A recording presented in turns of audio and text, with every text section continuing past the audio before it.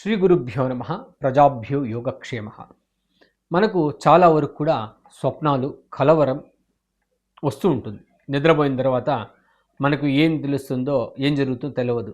అదేవిధంగా తెల్లవారేసరికి చాలా వరకు గుర్తుండవు, చాలా నిదానంగా గుర్తుకొస్తూ ఉంటుంది. ఇది సర్వేసామాన్యంగా జరిగేటువంటి ఒక ప్రక్రియ. దీంతో ఏ కలవరం ఏ ఫలితం ఇస్తుందని చూద్దాం.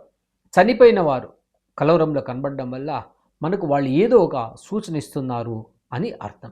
అదేవిధంగా దయ్యాలు భయంకరమైనది కనబడినప్పుడు మన పాతది ఇష్యూస్ ఏమైనా ఉంటే అది క్లియర్ అయిపోతుందని అర్థం. ఈ పిల్లలు చిన్నపిల్లలు కలవరంలో కనబడడం సంతోషం శుభసూచకంగా కూడా అనుకోవచ్చు. బంగారు కనబడడం వల్ల ఇంటికి ఐశ్వర్యం చేరుతుంది, డబ్బులు కూడా వస్తుంది. అదేవిధంగా శివుడు కలవరంలో కనబడితే మనం ఏదో పెండింగ్ వాళ్లకు మొక్కుకున్న ఒక కోరిక తీర్చలేదని దాని అర్థం. అదేవిధంగా దైవం కలవరంలో కనబడడం చాలా మంచిది, శుభసూచకం.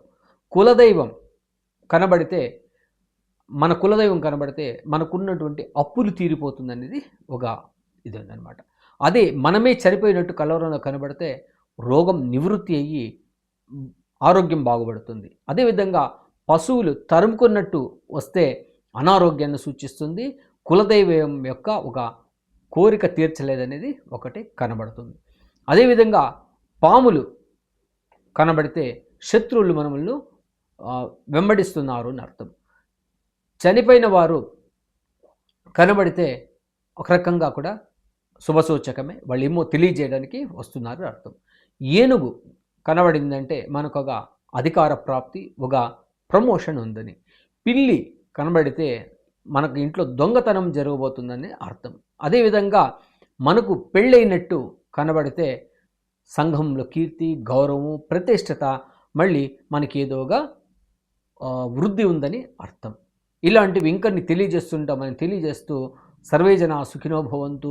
మీకు ఇంకా ఏదైనా ఇట్లాంటివి కనబడితే మాకు కామెంట్ చేయండి, దానికి కూడా సరైన ఆన్సర్స్ మీకు ఇవ్వగలుగుతామని తెలియజేస్తున్నాను.